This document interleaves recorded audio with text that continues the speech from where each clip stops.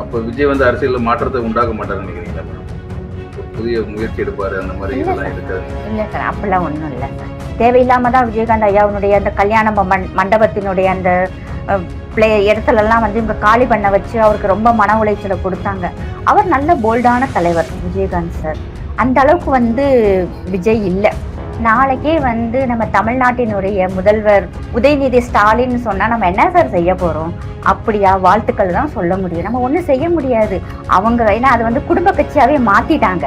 பஞ்சாப் மாநிலத்துல இருக்கிற அந்த ப்ரொட்டஸ்ட் பண்றவங்க எல்லாம் சொல்றாங்க, கூடிய சீக்கிரம் பங்களாதேஷ்ல நடந்த மாதிரி இந்தியாவிலேயே நடக்கும்னு சொல்லி தைரியமா பேட்டி கொடுக்குறாரு சார். இந்த தைரியத்தெல்லாம் யாரு கொடுக்கறது? அங்க போய் உட்காந்துக்கிட்டு சீக்கியர்களுக்கு எதிராக தூண்டி விடுறாங்க. அந்த நாட்டுல திருக்குறளை வந்து வெளியிட்டு வந்திருக்காங்க சார். இவர் வந்ததுக்கு அப்புறம் தான் செங்கோல்ங்கிற ஒரு வார்த்தை இந்தியா ஃபுல்லா செங்கோல் செங்கோல்னு எல்லாருமே பேச வச்சாரு. இப்ப பார்த்தோம்னா இப்ப திராவிட கூட்டத்துக்கு கூட அவரும் சேர்ந்து கும்மி அடிக்கிற மாதிரி தான் இருக்கு. அவரது அப்படித்தான் போய் ஆகணும். அதான் அவர் வந்து நெக்ஸ்ட் கமலஹாசன்.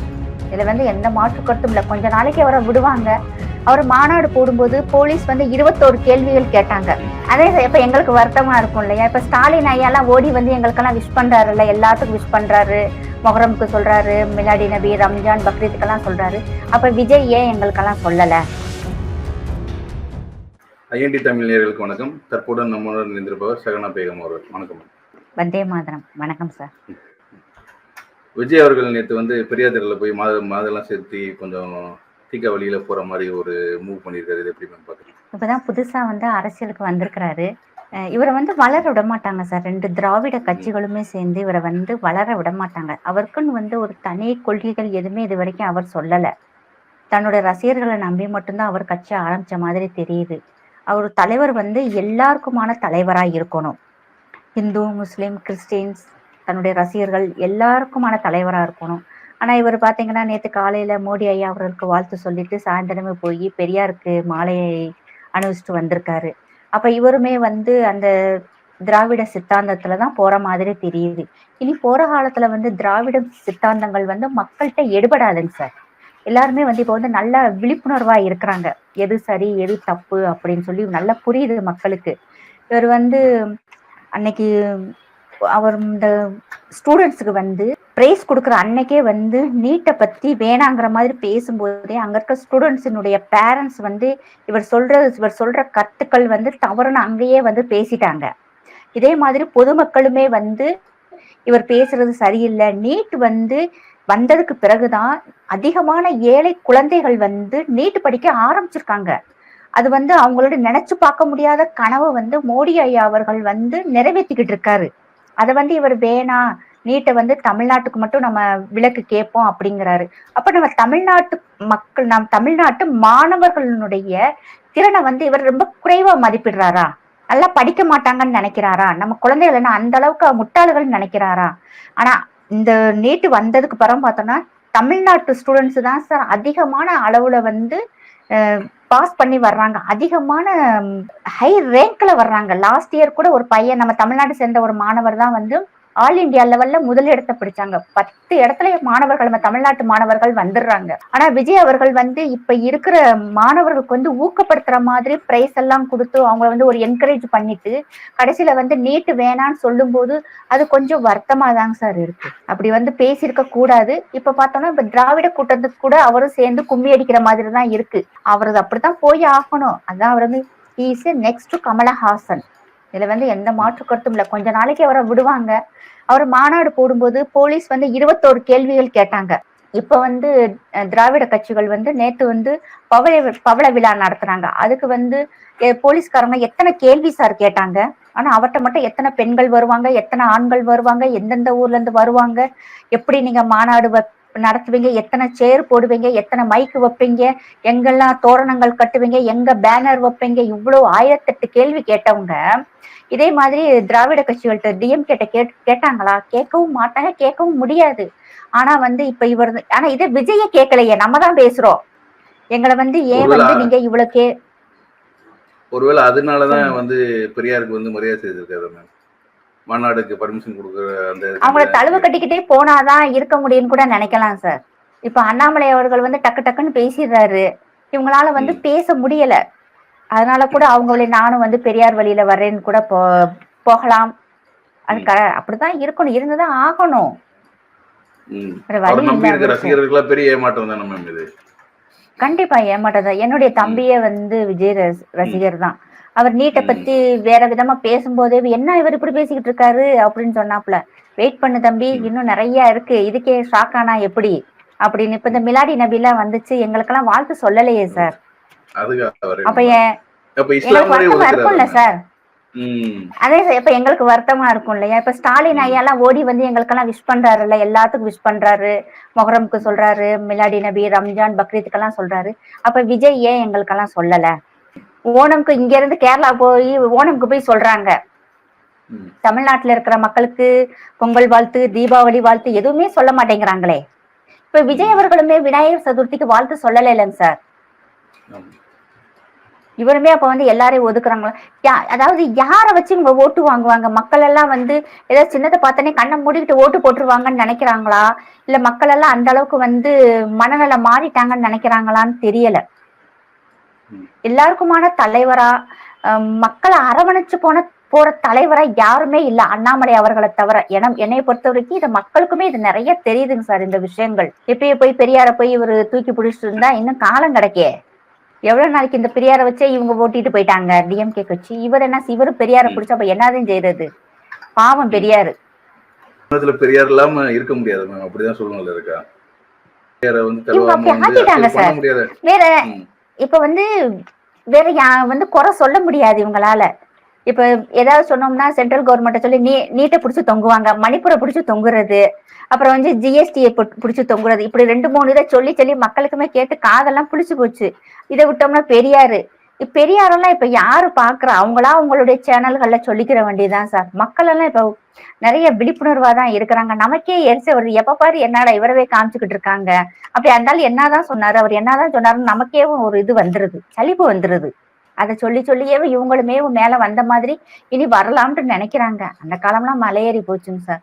கண்ணே அமுதே முத்தேன்னு சொல்லும் போது எங்க பேரண்ட்ஸ் நாங்கெல்லாம் கைதட்டணும். இப்ப என் பையன் முன்னாடி எல்லாம் பேசுனாங்கன்னா இவர் ஏன் இந்த வார்த்தையை சொல்றாருன்னு கேக்குறாங்க பிள்ளை. இப்ப இருக்க பிள்ளைய கண்ணே முத்தே அமுதேன்னு சொல்லி பேச ஆரம்பிக்கும் போதே எதுக்கு இதெல்லாம், எதுக்கு பேசுறதுக்கு இதுக்கும் என்ன சம்பந்தம்னு கேக்குறாங்க. அந்த அளவுக்கு பிள்ளைங்க யோசிக்கிறாங்க சார் இன்னைக்கு. ஆனா நாங்கெல்லாம் பேச முடிச்சேன், சூப்பரா பேசுறாரு, நாங்கெல்லாம் கைதட்டின காலம் எல்லாம் போயிருச்சு, இப்போ இல்ல. அப்ப விஜய் வந்து அரசியல்ல மாற்றத்தை உண்டாக்க மாட்டாருன்னு நினைக்கிறீங்களா மேம்? ஒரு புதிய முயற்சி எடுப்பாரு அந்த மாதிரி இதெல்லாம் இருக்காது? இல்ல சார், அப்படிலாம் ஒண்ணும் இல்ல சார். அப்படின்னா ஸ்டார்டிங்ல இருந்தே வந்து அதனுடைய அந்த வேவ் தெரியும். இவருக்கு அந்த வேவ் இல்ல, அதனால ஒரு ஸ்பீடு இல்ல, என்ன கொள்கைகள்னு தெரியல. இவர் வந்து யாரை எதிர்த்து பேசணும்? இன்னைக்கு இருக்கிற ஆளுங்கட்சி வந்து நீங்க இது செய்யறது சரியில்லை, அது செய்யறது சரியில்லை, நடு ரோட்ல போய் ஃபார்முலா 4 காரம் நடத்துறீங்க, அது பொதுமக்களுக்கு எவ்வளவு தொந்தரவா இருக்குன்னு சொல்லி இப்ப கட்சி ஆரம்பிச்சு அவர் தானே சார் பேசணும். ஆனா பேசல. மாணவர்களுக்கு வந்து 1000 ரூபாய் தர்றேன், பெண்களுக்கு 1000 ரூபாய் தரேன், இலவசங்களை ஏன் கொடுக்குறீங்க? மக்களுக்கு வந்து ஒரு வேலை வாய்ப்பை உருவாக்கி கொடுங்கள்னு சொல்லணும். அதை சொல்லல. அதிகமான இடத்துல டாஸ்மார்க் ஆரம்பிக்கிறீங்க, இதனால வந்து ஸ்கூல் படிக்கிற பிள்ளைய கூட வந்து குடிகாரங்கள் ஆயிடுறாங்க. நிறைய பெரும்பாலான ஆண்கள்லாம் பார்த்தோம்னா குடிச்சிட்டு குடும்பத்தை கவனிக்காம ஊதாரியா சுத்துறாங்க, குடும்பத்தை கவனிக்கிறது இல்ல. அதெல்லாம் எவ்வளவு பெரிய விஷயம். டாஸ்மார்க் கடைகளை குறைங்கன்னு சொல்லணும், அவர் சொல்லலையே. இன்னைக்கு தமிழ்நாட்டுல எவ்வளவோ பிரச்சனைகள் இருக்குங்க சார் சொல்ல. அது எதையுமே சொல்லாம டைரக்டா போய் நீட்டை பிடிச்சிட்டு சென்ட்ரல் கவர்மெண்ட்டுக்கு போயிட்டாரு. இவர் நேஷனல் பார்ட்டியா? இங்க ஸ்டேட் பார்ட்டில ஃபர்ஸ்ட் தான் யாருங்கிறத அவர் ப்ரூஃப் பண்ணணும். அது ப்ரூஃப் பண்ணாம எதுக்கு இங்க இருக்கிற பிரச்சனையை பேசாம எதுக்கு நீட்டை மட்டும் தூக்கிட்டு இங்க இருந்து அங்க ஓடுறாங்க? மற்ற ஸ்டேட் எல்லாமே இருக்கலாம் சார், இருக்கலாம். ஏன்னா அவருடைய வீட்டை வந்து இடிக்க வந்ததாக நம்ம எவ்வளவோ நியூஸ்ல எல்லாம் நம்ம பார்த்தோம். இவர் ஆரம்பத்துல சரியில்லாம தானங்க சார் இருக்கு. அந்த வந்து அவங்களுடைய வீடு வந்து இவர் வந்து சரியான இடத்துல வந்து இவங்க கட்டல, மாநகராட்சி வந்து இடிக்க வந்துட்டாங்கன்னு சொல்லவுமே இவர் பயந்துருக்கலாம். பயந்துதானே ஆகணும். இல்லாட்டியுமே வந்து அதான் சார் வளர விட மாட்டாங்க. ரஜினிகாந்த்,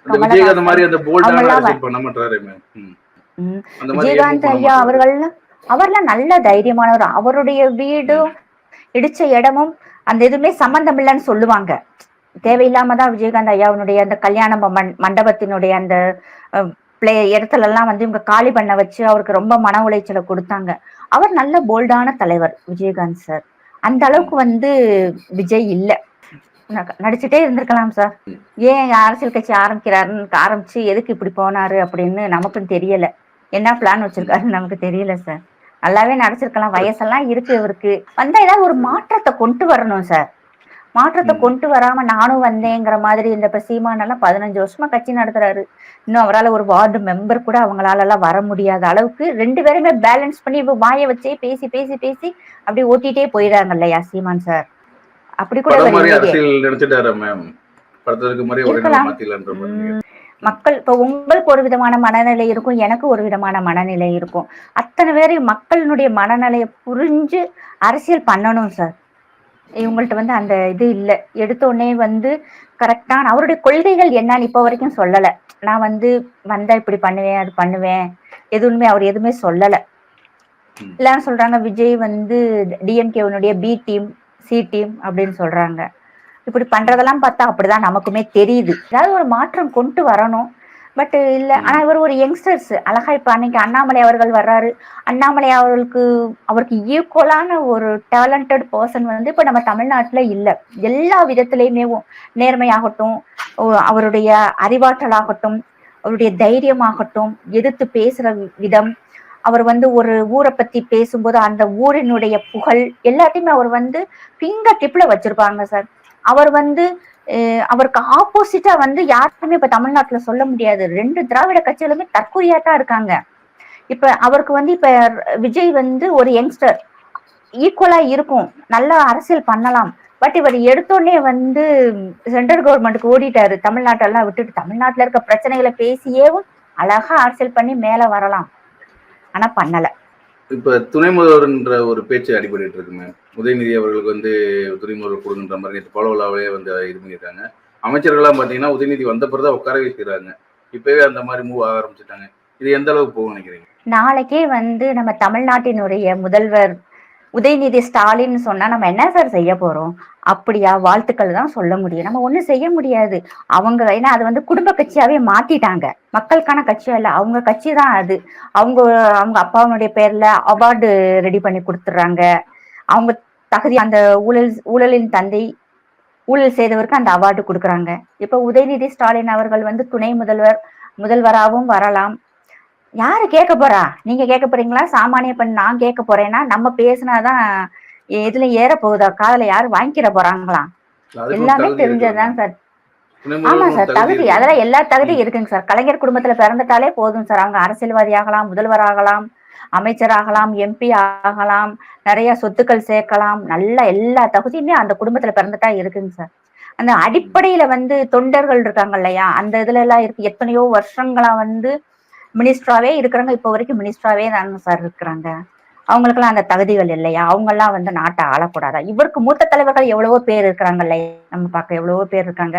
அவங்க எல்லாம் பார்த்தோம்னா சும்மா இவங்க பின்னாடியேவும் இதா ஓடிக்கிட்டே இருக்கிறாங்க. அவங்களுக்கு வாய்ப்பு கொடுக்கலாம். இவங்க தான் கொடுக்க மாட்டேங்கிறாங்களே. எல்லாருடைய பொசிஷனும் அவங்களுடைய கையில வச்சுக்கிறாங்க. அவங்க சொல்றத மட்டும்தான் இவங்க கேட்கிற மாதிரிதான் கொண்டு வந்துட்டாங்க. அதான் சொல்றாங்க இல்லையா, இன்ப நீதிக்குமே நாங்க வந்து ஜெய போடுவோம்னு ஓப்பனாவே பேசுறாங்க. மக்கள் நமக்கு தான் புரியணும். ஒரு குடும்பத்திலேயே வந்து இத்தனை பேரு எல்லா போஸ்டிங்லயும் வர்றாங்க. அடுத்து இருக்கிற தொண்டர்களுக்கு எந்த ஒரு வாய்ப்பும் கொடுக்கறது இல்லை. இன்னொன்னு சார், டிஎம்கே தொண்டர்களுடைய மனநிலைமை, டிஎம்கே ஆட்சி வந்துட்டா இன்னைக்கு நம்ம சம்பாதிக்கலாமா? அவங்களுடைய மனநிலைமையே இருக்கு. நம்ம சம்பாதிக்கிறோமா, நம்ம காசு சேர்க்கிறோம், நம்ம வீடு வாசம் வாங்குறோம், நம்ம செட்டில் ஆகணும், எப்படி யாரை சுரண்டி எப்படி பணம் சேர்க்கலாங்கிறத அந்த டிஎம்கேனுடைய அடுத்தடுத்து இருக்கிற அந்த மற்ற அந்த கவுன்சிலர்ஸ், வார்டு மெம்பர்ஸ் அவங்களுமே பாத்தீங்கன்னா ஒன் டைம் வந்துட்டு அவங்களுமே நல்ல சொத்து சேர்த்துடுறாங்க சார். அவங்களுக்குமே வந்து மக்கள் நெக்ஸ்ட் டைம் நம்ம வரணும், மக்களுக்கு நல்லது செய்யணும், ஒரு பேர் வாங்கணும். ஒரு காமராஜர் ஐயா மாதிரி, ஒரு எம்ஜிஆர் ஐயா மாதிரி, ஜெயலலிதா அம்மா மாதிரி, அவங்கள மாதிரி வந்து ஒரு குவாலிட்டியான தலைவர், ஒரு ஸ்டாண்டர்டான ஒரு தலைவரா இருக்கணும், பேர் சொல்லணும், மக்கள் மனசுல இடம் பிடிக்கணுங்கிற எண்ணமே இவங்களுக்கு இல்லைங்க சார். ஏதோ ஒரு கூட்டாம்போக்குல அவங்க எல்லாம் வந்துடுறாங்க, ஏதோ பை லக் அப்படி வந்துடுறாங்க. நெக்ஸ்ட் டைம் வந்து அவங்க தக்க வச்சுக்கிறவும் மாட்டேங்கிறாங்க. அராஜகமா தான் இருக்கு எல்லாமேவும். நம்ம எல்லாம் என்ன செய்யறது? அப்படியா சரின்ட்டு நம்ம வாட்டுக்கு மண்டையாட்டிட்டே போயிட வேண்டியதானங்க சார். இன்னைக்கு ஒண்ணுமில்ல, ஒரு சாதாரண மீம்ஸ் போட்டா இங்க இருந்து குஜராத்ல போய் இருந்து தூக்கிட்டு வர்றாங்க சார். ஆனா இங்க பாருங்க, வேங்கை வயல்ல எல்லாம் செகண்ட் இயர் செலிப்ரேஷன் பண்ண போறாங்க அந்த மக்கள் எல்லாம். அந்த தண்ணீர்ல மலத்தை கலந்தது, இன்னும் அந்த ஆளை பிடிக்கல. ஆம்ஸ்ட்ராங் கொலை வழக்குல நடந்த அந்த குற்றவாளியை இன்னும் பிடிக்கல. இப்ப 10 நாளைக்கு முன்னாடி ஒரு 10 வயசு குழந்தைய அவ்வளவு கஷ்டப்படுத்திருக்க, எவ்வளவு பாடுபடுத்திருக்காங்க. அவங்களெல்லாம் என்ன பண்ணாங்க? இதை விட ரொம்ப மோசமான விஷயங்கள்லாம் டெய்லி டே பை டே நடந்துட்டு தானே சார் இருக்கு. இதை யாராவது வந்து நம்ம தான் வைத்தறிச்சப்பட்டுக்கிறோம், இப்படி எல்லாம் நம்ம ஊர்ல நடக்குது. எங்க இப்படியே போச்சுன்னா கூடிய சீக்கிரமா நம்ம தமிழ்நாடுமே ஒரு வெஸ்ட் பெங்காலா மாறிடுமோன்னு ஒரு பயமெல்லாம் எனக்கெல்லாம் ரொம்ப இருக்குங்க சார்.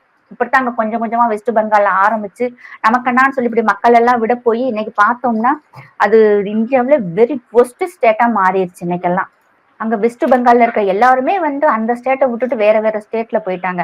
ஆனா இன்னைக்கு அந்த ஸ்டேட்டை வந்து பிடிச்சு வச்சிருக்க பூரா ரோஹிங்கியா முஸ்லிம்ஸும், மியான்மர்ல இருந்து வந்தவங்களும், பங்களாதேசி முஸ்லீமும் அதை பிடிச்சுக்கிட்டு எனக்கு அந்த ஸ்டேட்டவே படுத்திக்கிட்டு அங்க இருக்கிற மக்களை போட்டு பாடுபடுத்திக்கிட்டு அடிச்சு மழுக்கட்டா இருக்குங்க சார் அங்கெல்லாம். அது மாதிரி நம்ம தமிழ்நாடே மாத்தணும்னு நினைக்கிறாங்க போல. ஒருவேளை துணை அமைச்சர் பதவி கொடுத்தா என்ன மாதிரி மாற்றத்தை கொண்டு வருவாங்க? ஒரு மாற்றம் வரப்போறது இல்ல சார். விளையாட்டுத்துறை அமைச்சரா இருக்காரு. இப்ப ஒலிம்பிக்ல வந்து தமிழ்நாட்டுல இருந்து எத்தனை விளையாட்டு வீரர்கள் போனாங்க, என்ன கேடுல போயிருக்காங்க, என்ன ஏஜ்ல போயிருக்காங்க, எப்படி விளையாடுவாங்க, அவங்களுடைய குவாலிட்டி என்ன, அதை வந்து சொல்ல வேண்டியது தமிழ்நாட்டினுடைய விளையாட்டுத்துறை அமைச்சர். ஆனா இந்த விஷயம் பூரா அண்ணாமலை அவர்கள் சொல்லிக்கிட்டு இருக்காரு. நம்ம தமிழ்நாட்டுல இருந்து இத்தனை குழந்தை, இவ்வளவு விளையாட்டு வீரர்கள் போயிருக்காங்க, இன்ன தகுதியில போயிருக்காங்க, என்ன கேடுல விளையாட போறாங்க அப்படின்னு சொல்லி அண்ணாமலை அவர்கள் சொல்றாரு. ஆனா இவர் சொல்லவே இல்லையே. இதுக்கு முன்னாடி நடந்த நேஷனல் வைடு நடந்த ஒலிம்பிக் நேஷனல் வைட்ல நடந்த விளையாட்டு போட்டிக்கு தமிழ்நாட்டில் இருக்க கவர்மெண்ட் ஸ்கூல்ல இருக்க மாணவர்களை அனுப்பவே இல்லைங்க சார். அவங்களெல்லாம் அனுப்பியிருக்கணும்.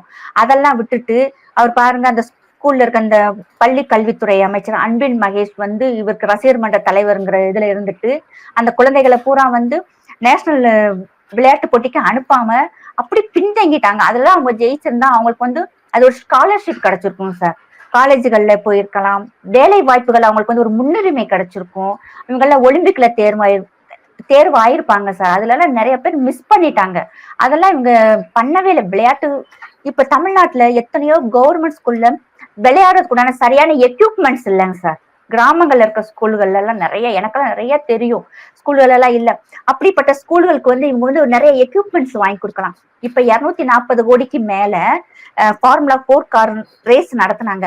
அந்த பணத்தை வச்சு எத்தனையோ ஸ்கூல்களை வந்து பராமரிப்பு பண்ணிருக்கலாம், நல்ல டெவலப் பண்ணிருக்கலாம். இப்ப மத்த பிஜேபி ஆள்ற மாநிலங்கள்லாம் பார்த்தோம், ஸ்கூலுகளை ஃபுல்லா டிஜிட்டலைஸ் பண்ணிட்டாங்க சார். அவ்வளவு டிஜிட்டலைஸ் பண்ணி ஏசி கொண்டு வந்து பிள்ளைகளுடைய விளையாட்டு திறனெல்லாம் மேம்படுறதுக்கு உண்டான தனித்தனி ஸ்பெஷல் சார்களை போட்டு எஜுகேஷன்ல பார்த்தோம்னா சார் பின்தங்கி இருந்த இன்னைக்கு மாநிலங்கள் எல்லாமே பிரெஞ்சு, இத்தாலி, ஜெர்மன் இந்த படிப்பெல்லாம் படிக்கிறாங்க சார். கவர்மெண்ட் ஸ்கூல்ல மேம்படுத்துறாங்க குழந்தைகளை. ஆனா இங்க அப்படி எதுவுமே செய்யல. ஊட்டச்சத்து குறைபாடு இந்த மாநிலங்கள் எல்லாமே வந்து இன்னைக்கு அடிச்சு தள்ளிட்டு மேல வந்துட்டாங்க சார். வடகிழக்கு மாநிலங்கள்லாம் பார்த்தோம்னா இன்னைக்கு அப்படியே ஸ்டார்ட் அப் கம்பெனிஸ் எல்லாம் வந்து அவ்வளவு டெவலப்மெண்ட் சார். ஆனா இங்க நம்ம ஊர்ல பாருங்க, அந்த கவர்மெண்ட் ஸ்கூல்ல அப்படியேதான் தரதட்டி இருக்கணும். பிள்ளைங்க இன்னும் தரையில உட்காந்து படிக்கிறாங்க சார். மரத்துக்கடியில இன்னும் இருக்கு. ஓடி என்னைக்கு மண்டையில விழுகும்னு தெரியல, சேரு என்னைக்கு உடஞ்சி கீழே விழுவோன்னு தெரியாம இருக்காங்க. அந்த பள்ளி கல்வித்துறை அமைச்சரும் சரி, விளையாட்டுத்துறை அமைச்சரும் சரி, 2 பேரும் சேர்ந்து அவங்களுக்கு இருக்க ஃபண்டை வச்சு பிள்ளைகளினுடைய கல்வி தரத்தை உயர்த்தலாம். அதெல்லாம் செய்யவே மாட்டேங்கிறாங்க. அல்ல நாங்க மும்மொழி கல்வியை நாங்க கொண்டு வந்துட்டோம், கன்னடம் படிக்கலாம், தெலுங்கு படிக்கலாம் அப்படின்னு சொல்றாங்க. கன்னடம் சொல்லி கொடுக்குற அந்த வாத்தியாரும் இருக்கணும்ல, தெலுங்கு சொல்லி கொடுக்குற அந்த வாத்தியாரும் இருக்கணும்ல. அது இல்லாம இவங்க சும்மா வெறும் வாயில தான் சார் வடை சுட்டுக்கிட்டு இருக்காங்க. ஹிந்தி படிச்சுட்டா இங்க நேஷனல் வைடா நடக்கிற எல்லா விஷயங்களும் தெரிஞ்சுன்னு சொல்லிட்டு ஹிந்தி வேண்டாம்னு சொல்லி இன்னைக்கு நிறைய நல்ல விஷயங்களை கூட மக்களுக்கு வந்து வெளியே தெரியாம இதெல்லாம் நடக்குதா, இப்படி எல்லாம் நடக்குதான்ட்டு யாருக்குமே தெரியாம அவ்வளவு பத்திரமா பாத்துக்கிறாங்க சார். எந்த மாற்றமும் ஏற்பட போறது இல்ல. ராகுல் காந்தி வந்து சமீபத்தில் அமெரிக்கா சென்று கடும் விமர்சனம் இருந்துச்சு. அந்த மேட்டரை பத்தி கொஞ்சம். ராகுல் காந்தி வந்து எப்பயுமே இந்தியாவுக்கு எதிரான மனநிலை கொண்டவர் தான் சார். அவருக்கு வந்து நம்ம நாடு நல்லா இருக்கணும், நம்ம நாட்டு மக்கள் நல்லா இருக்கணுங்கிற எண்ணம் அறிவெல்லாம் இல்லவே இல்லை. 55 வயசாயிடுச்சு. அந்த 55 வயசுக்கு உண்டான ஒரு மெச்சூரிட்டியே இல்லாம தான் சார் இருப்பாரு. இங்க இருந்து அங்க போய் யாராவது போய் தன்னுடைய தாய் நாட்டை போய் மத்த நாட்டுல உட்காந்துக்கிட்டு இழிவா பேசுவாங்களா? இன்னைக்கு ஒரு அமெரிக்கர் இந்தியாவில வந்து உட்காந்துட்டு என் நாடு மோசமா இருக்குன்னு ஒரு அமெரிக்கர் இங்க வந்து சொல்லிட்டு அவர் அங்க பத்திரமா போயிட முடியுமா? ஆனா நம்ம நாட்டுல மட்டும்தான் இந்தியாவினுடைய பாராளுமன்றத்துல ஒருத்தர் ஜெய் பாலஸ்தீன் சொல்லலாம். இந்தியாவில இருக்க ஒருத்தர் வந்து ஜெய் பாகிஸ்தான் சொல்லலாம், ஜெய் பங்களாதேஷ் சொல்லலாம், ஜெய் மியான்மர்னு சொல்லலாம், எல்லாம் சொல்லலாம். ஆனா இங்க எந்த ஆக்ஷனும் எடுக்க மாட்டாங்க. அந்த சட்டங்கள் வந்து கடுமையாக இல்லாததனுடைய விளைவு, எப்ப பாரு அவர் அமெரிக்கா போனா ஜார்ஜ் சோரஸ மீட் பண்றாரு. இந்த தடவை பார்த்தோம்னா அவருடைய கேர்ள் ஃப்ரெண்டு இல்ஹான் உமர் அவங்கள மீட் பண்ணிருக்காங்க. டொனால்ட் லூ அவர் வந்து அரசியல் மாற்றத்தை ஏற்படுத்தக்கூடிய நிபுணர், அவரை போய் மீட் பண்ணிருக்காங்க. இப்ப அங்க போய் பார்த்துட்டு வர்றாங்க. இங்க இருக்கிற பஞ்சாப் மாநிலத்துல இருக்கிற அந்த ப்ரொடெஸ்ட் பண்றவங்க எல்லாம் சொல்றாங்க, கூடிய சீக்கிரம் பங்களாதேஷ்ல நடந்த மாதிரி இந்தியாவிலேயே நடக்கும்னு சொல்லி தைரியமா பேட்டி கொடுக்குறாரு சார். இந்த தைரியத்தெல்லாம் யாரு கொடுக்கறது? அங்க போய் உட்காந்துக்கிட்டு சீக்கியர்களுக்கு எதிராக தூண்டி விடுறாங்க. சீக்கியர்களுக்கு வந்து இங்க வந்து டர்பன் அணியக்கூடாது அப்படின்னு எந்த கவர்மெண்ட் சொல்ல, மோடி கவர்மெண்ட் சொல்லல. அந்த ஸ்டேட், அவங்க ஸ்டேட்ல அவங்கதான் ஆண்டுகிட்டு இருக்காங்க. அப்புறம் எப்படி மக்களை இவர் வந்து தூண்டி விடுறாரு? பெண்களுக்கு வந்து இந்தியாவுல வந்து பாதுகாப்பு இல்ல, அவங்களுக்கு வந்து எந்த ஒரு சலுகையுமே இல்லை, அவங்கள வந்து RSSம் பாஜகவும் வந்து வீட்டுக்குள்ளே இருந்து சமையல் பண்ணிட்டேவும் அவங்க இருக்கணும்னு சொல்றாங்க. அவங்களுக்கு எந்த முன்னேற்றத்துக்கும் எந்த ஒரு வழிவகையும் செய்யலன்னு சொல்றாங்க. இந்த பிஜேபி காரங்களுக்கெல்லாம் வாயில என்ன இருக்குன்னு தெரியல. படக்குன்னு சொல்ல வேண்டாமா? 33% பாஜக பீரியட்ல தானே பெண்களுக்கு வந்து இடஒதுக்கீடு கொடுத்தாங்க. இந்தியாவினுடைய முதல் குடிமகன் ஒரு பழங்குடி இனப்பெண் திரௌபதி முர்மு ஒரு பெண் தானே. இந்தியாவினுடைய பைனான்ஸ் மினிஸ்டர் நிர்மலா சீதாராமன் ஒரு பெண் தானே. 2 மாநிலத்துக்கு கவர்னரா இருந்தாங்க தமிழிசை சவுந்தரராஜன், அவங்க ஒரு பெண் தானே. இன்னைக்கு பார்த்தோம்னா கமர்ஷியல் பைலட் ஒரு முஸ்லிம் பெண். இந்தியன் ஏர்போர்ஸ்ல ஏர்கிராப்ட் இன்ஜினியர் ஒரு பெண், ஏர்கிராப்ட் பைலட் ஒரு இஸ்லாமிய பெண். இஸ்ரோல எத்தனை சயின்டிஸ்ட் பெண்கள் இருக்காங்க. அதுல முஸ்லிம் பெண் நிகர் ஷாஜி இருக்காங்க. முத்தலாக்குக்காக போராடின நாஜியா இலாஹி கான் ஒரு இஸ்லாமிய பெண். இன்னைக்கும் பங்களாதேஷ்ல வந்து இந்துக்கள் இருக்கிற பகுதியை இந்துக்கள் மாநிலமாகவோ இந்துக்கள் நாடாகவோ மாற்றம் சொல்லி போராடுற ஒரு இஸ்லாமிய பெண் நாஜியா இலாஹி கான். அங்க இருக்க இந்துக்களுக்காக இங்க இருந்து அவங்க குரல் கொடுத்துக்கிட்டு இருக்காங்க. இங்க இருக்கிற இன்னைக்கு நான் தைரியமா ஒரு இஸ்லாமிய பெண் இன்னைக்கு நான் வந்து பேசுறேன்னா இது எனக்கு இந்த நாட்டு கொடுக்குற சுதந்திரம் இல்லையா? இது மோடி ஐயா மேலையும் இங்க தமிழ்நாட்டுல இருக்கிற அண்ணாமலை அவர்கள் மேலும் எனக்கு இருக்கிற நம்பிக்கை தானே சார். இங்க இருக்கிற ஒவ்வொரு பெண்களும் எத்தனை லட்சங்கள் ஸ்டார்ட் அப் கம்பெனிஸ்ல 1,75,000 ஸ்டார்ட் அப் கம்பெனிஸ் வந்து ரிஜிஸ்டர் பண்ணிருக்காங்க. அதுல வந்து பாதிக்கு மேற்பட்ட start up companies owner ladies லட்சங்கள் பல கோடிகள் சம்பாதிக்கிறாங்க.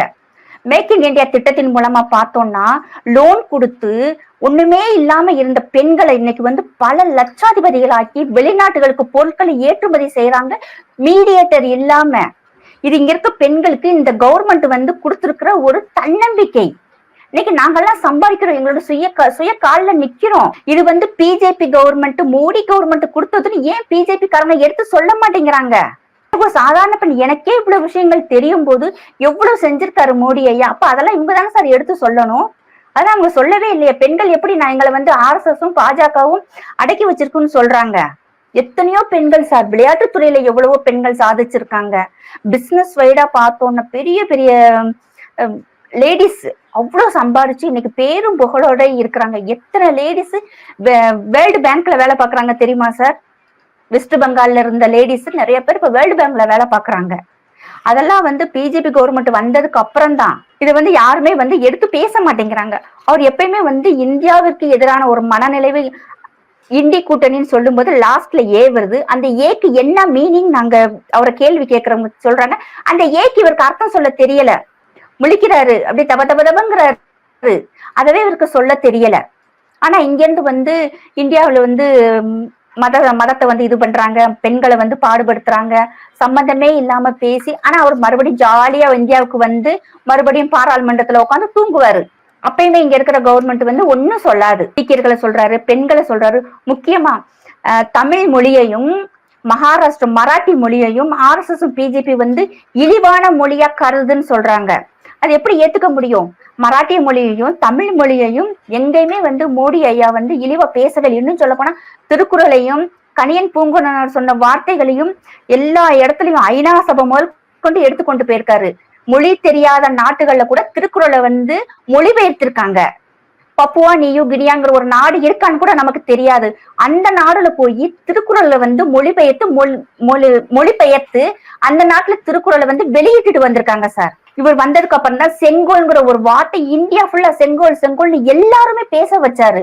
அது ஒரு வாக்கிங் ஸ்டிக்கா காங்கிரஸ் கவர்மெண்ட் வச்சிருந்தத, இல்ல இந்த செங்கோலுக்குன்னு ஒரு மரியாதை இருக்கு, இது வந்து ஆட்சி நடத்துறவங்களுக்கு முன்னாட ஒரு மரியாதை, நேர்மையின் அடையாளம், அறம் சார்ந்த ஒரு வார்த்தைன்னு சொல்லி அதை கொண்டு போய் பார்லிமெண்ட்ல வச்சு திரௌபதி முர்மு அவர்கள் வரும்போது அந்த கட்டியம் சொல்றாங்க. அது சொல்ல அதை பார்க்கும்போது எங்களுக்கு அப்படி கூஸ் பம்பா இருக்குங்க சார். அந்த வார்த்தைகளை சொல்லி அது முன்னாடி போறாங்க. திரௌபதி முர்மு மேம் வர்றாங்க பாராளுமன்றத்துக்கு. அதெல்லாம் எவ்வளவு ஒரு பெருமையான விஷயம். தமிழர்களை எங்க அவரு மோடி ஐயா குறைச்சு பேசினாங்க. இவர் வந்ததுக்கு அப்புறம் தான் திருக்குறளுக்கும் மற்ற தமிழர்களுடைய கலாச்சாரம் பண்பாடுக்கும் அவ்வளவு ஹை லெவல்ல கொண்டு போயிருக்காங்க சார் மோடி ஐயா. அதெல்லாம் அவங்க எதுவுமே சொல்லாம தமிழ் மொழியை இழிவா பேசினாருன்னு அவர் சொல்றாரு. இதெல்லாம் வந்து வன்மையா கண்டிக்க வேண்டிய ஒரு வார்த்தைகள். இதை வந்து பிஜேபி வந்து உடனே வந்து இவங்களுக்கு பதில் கொடுக்கணும் சார். சும்மா ட்விட்டர்லயே வந்து இவங்க ட்வீட் போட்டுக்கிட்டு இருந்தா மட்டுமே போதாது. இப்படி எப்ப பார்த்தாலுமே வந்து ராகுல் காந்தி வந்து வெளிநாட்டுக்கு போய் நம்ம இந்தியாவை வந்து ரொம்ப தரக்குறைவா இறக்கி பேசுறதே ஒரு வாடிக்கையா வச்சிருக்கிறாங்க. பங்களாதேஷ்ல இப்படி இந்துக்களுக்கு இப்படி நடந்திருக்கேன்னு கேள்வி கேட்ட பத்திரிகையாளரை ராகுல் காந்தியினுடைய உதவியாளர்கள் அடைச்சு வச்சு அடிச்சிருக்காங்க. இது எந்த மெயின் ஸ்ட்ரீம் மீடியாவுமே காட்டலையே. இப்படிதான் போய்கிட்டு இருக்கு. ஆனா வந்துருவாரு, அவர் ஜாலியா வந்து எல்லா வேலையும் பார்த்துக்கிட்டு இருப்பாரு. யாரு என்ன கேட்க போறாங்க அவரை? பிரதமர் மோடி அவருக்கு வந்து 24வது பிறந்தநாள் நேற்று அமைதியாக கொண்டாடி இருக்காங்க. இது எப்படி மேம் பாக்குறீங்க? ரொம்ப பெருமையா இருக்குங்க சார். ரொம்ப சந்தோஷமாவும் இருக்கு. மத்தவங்க எல்லாம் ஒன்னும் சாதாரண விஷயத்த கூட ஆடம்பரமா கொண்டாடுவாங்க. ஆனா மோடி ஐயா அவர்கள் வந்து ஒடிசாவில இருக்க ஒரு சாதாரண கிராமத்துக்கு போய் மோடி திட்டத்தின் கீழே வந்து வீடுகள் கட்டி கொடுத்த ஒரு வீட்டுல போய் கிரக பிரவேசத்துல போய் கலந்துக்கிட்டு அங்க வந்து ஒரு மண் பாத்திரத்துல வந்து பாயாசம் கொடுக்குறாங்க, ஹீர்னு சொல்லுவாங்க. அந்த பாயாசம் வாங்கி அவர் சாதாரணமா குடிச்சிட்டு அந்த வீட்டுல வந்து அந்த கிரக பிரவேச பூஜையிலையும் கலந்துக்கிட்டு தன்னுடைய பிறந்த நாளை ரொம்ப எளிமையா கொண்டாடிட்டு வந்திருக்காங்க சார். அதாவது வந்து ஆடம்பரமே இல்லாத ஒரு தலைவர், மக்களுக்காக மட்டுமே வாழ்ற தலைவர். தனக்குன்னு அவர் எதுவுமே நினைச்சுக்க மாட்டேங்கிறார் சார். நாடு மக்கள் இது மட்டுமே அவர் நினைக்க போய்தாங்க சார் இன்னைக்கு எவ்வளவு டெவலப்மெண்ட் இவர் வந்ததுக்கு அப்புறம். ரொம்ப சாதாரண இருந்த கடங்காரனா இருந்த இந்தியாவை இன்னைக்கு இன்ஃப்ராஸ்ட்ரக்சர் டெவலப்மெண்ட், ரோடு, ரயில்வே, தண்ணீர் பஞ்சம் இல்லாம வடநாட்டு பக்கம்னா தண்ணீர் பஞ்சத்துக்காக பாலிகேம் இருந்ததை ஃபுல்லா பேன் பண்ணிட்டு இன்னைக்கு வீட்டுக்குள்ள ஃபுல்லா தண்ணி கொண்டு வந்துட்டு ஸ்வச் பாரத் மூலமா எவ்வளவு டாய்லெட்ஸ் எல்லாம் கட்டி கொடுத்து கேவலமா பேசிட்டு இருந்த பாகிஸ்தான் எல்லாம் இன்னைக்கு வடநாட்டு மீடியா எல்லாம் அப்படியே செப்பலை வச்சு அடிக்கிற மாதிரி ஒவ்வொரு வீடியோலையும் போடுறாங்க சார். அதெல்லாம் பார்க்கும்போது நமக்கெல்லாம் பெருமையா இருக்கு. அவ்வளவு டெவலப்மெண்ட் தான் சார் எல்லாமே. இங்க ஃபர்ஸ்ட் இந்தியாக்குள்ள வரணும்னாலே ஒரு மாதிரி அருவறுப்பா நினைச்ச இடத்துல இன்னைக்கு பார்த்தோம்னா அத்தனை கம்பெனிஸ், ரஷ்யாவினுடைய அதிபர் புட்டின் சொல்றாரு அவங்க சுவிஸ் பேங்க்ல இருக்க பணத்தை எடுத்துட்டு போய் அவங்களுடைய இன்வெஸ்டர்ஸ் சொல்றாரு பணத்தை எடுத்துட்டு போய் இந்தியாவுடைய ஷேர் மார்க்கெட்ல போய் நீங்க வந்து இன்வெஸ்ட் பண்ணுங்க, இந்தியா வந்து ஸ்டேபிளா இருக்கு, இன்னும் நல்ல குரோத் பண்ணும், மோடியினுடைய தலைமையில ஆச்சு இன்னும் நல்லா டெவலப் பண்ணு, உங்களுடைய பணம் சேஃபா இருக்கும், இந்தியாவில போய் நீங்க இன்வெஸ்ட் பண்ணுங்கன்னு சொல்லி அக்ரிமெண்ட் சைன் பண்ணிருக்காங்க சார். இப்ப நிறைய கம்பெனிஸ் வந்து இன்னும் நமக்கு வந்து நிறைய வேலை வாய்ப்புகள் வரும், இன்னும் நம்மளுடைய எக்கானமி வந்து இன்னும் நல்லா மேல போகும் சார். இப்ப 100வது நாள், இந்த 100 நாள்ல கூட பார்த்தோம்னா செமி கண்டக்டர் தைவான் கூடயும் சிங்கப்பூர் கூடயும் டாட்டாவும் சென்ட்ரல் கவர்மெண்ட் சேர்ந்து அதனுடைய செமி கண்டக்டர்னுடைய உற்பத்தியை வந்து இந்தியாவிலே கொண்டு வர்றாங்க சார். லித்தியம் கண்டுபிடிச்சிருக்காங்க. அந்த லித்தியம் பேட்டரி வந்து பேட்டரி கார்களுக்கு வந்து நம்ம மற்ற நாடுகள் ஒரு 4 நாடுல வாங்கிட்டு இருந்தோம். அதை ஃபுல்லா இப்ப கம்மி பண்ணிட்டு லித்தியம் எடுக்கிறதுக்கு உண்டான வேலைகளை ஆரம்பிச்சிட்டாங்க. அது வந்துருச்சுன்னா இன்னும் வந்து நம்ம வெளிநாட்டுல இருந்து இறக்குமதி குறைஞ்சிரும் சார். இன்னும் நம்ம ஏற்றுமதி செய்ய போறோம். அது மாதிரி ராணுவ தளவாடங்கள் 30 வருஷத்துக்கு நமக்கு வந்து ஆர்டர் இருக்கு. அந்த அளவுக்கு வந்து மற்ற நாடுகள் வந்து ஆர்டர் கொடுத்துருக்காங்க. அந்த எக்யூப்மெண்ட்ஸ், ராணுவ தளவாடங்கள் எல்லாமே வந்து 35 வருஷங்கும் போது இன்னும் டெவலப் ஆகும் சார். இன்னும் வருஷங்கள் கூடும். இது சம்பந்தப்பட்ட படிப்பு படிக்கிறவங்களுக்கு நிறைய வேலை வாய்ப்புகள்லாம் இருக்குங்க சார். இப்ப ரயில்வேஸ், நியூ ரயில்வேஸ் 11 லைன் கொடுத்துருக்காங்க சார். அதனுடைய ப்ராஜெக்ட் மட்டுமே 75,000 கோடி. அந்த 75,000 கோடியில ஒவ்வொரு ஸ்டேட்டுக்கும் ஜாயின் பண்ணும்போது 900 கிலோமீட்டர் இணைப்பு வருதுங்க சார். அப்பங்கும்போது நமக்கு வந்து ரொம்ப ஷார்ட்டா இருக்கும்.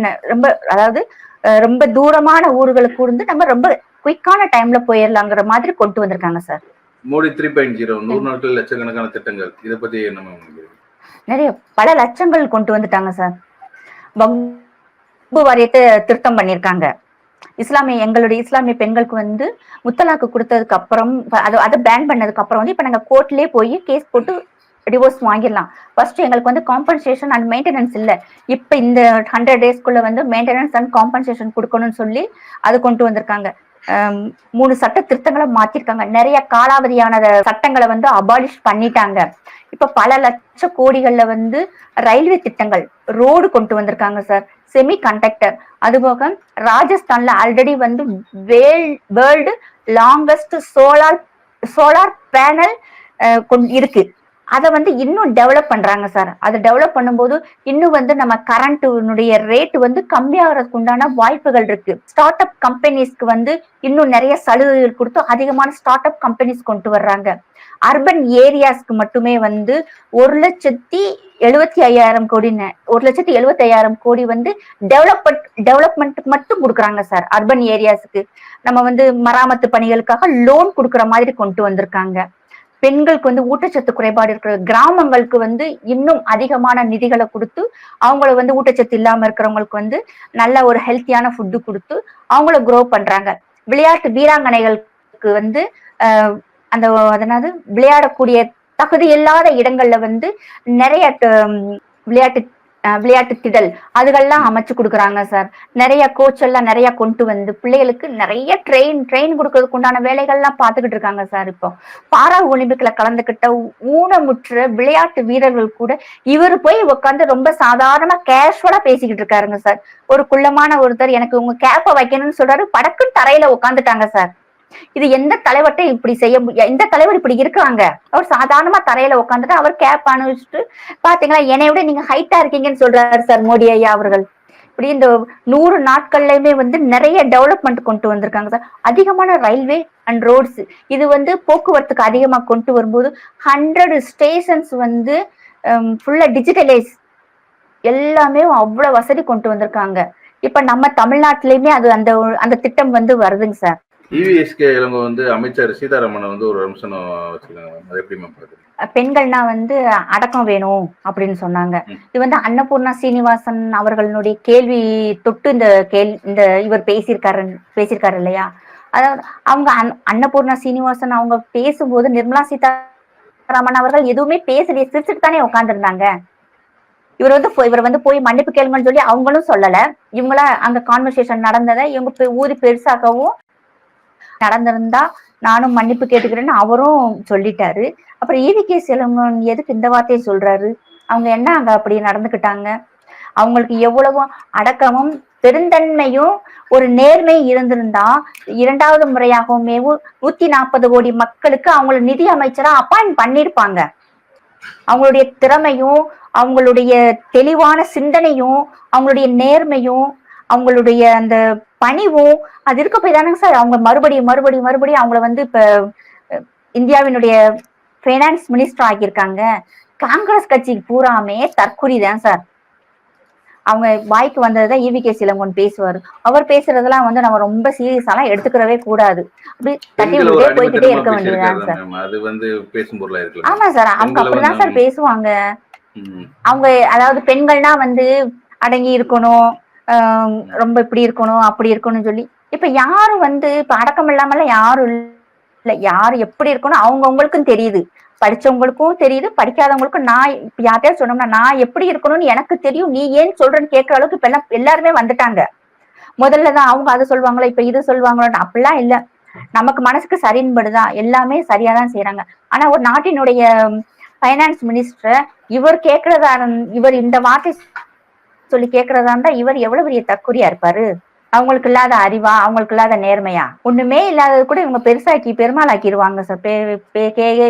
ஆக்கி அவங்க சேனல்கள்ல போட்டு பெருசாக்கி விட்டுருவாங்க ஒண்ணுமே இல்லாத விஷயத்த கூட. ஆனா இதே அவங்க இதுல ஏதாவது ஒண்ணு நடந்துக்கட்டும் அப்படி பொதுவெளியில பெண்கள் நாகரிகமா பேசுறது வந்து இவங்களுடைய அந்த பழக்கம் இல்ல சார். இவங்களுக்கு அந்த பேப்பரை வச்சு மண்டையில தட்டுறது, நீ எஸ்சியான்னு கேக்குறாங்க.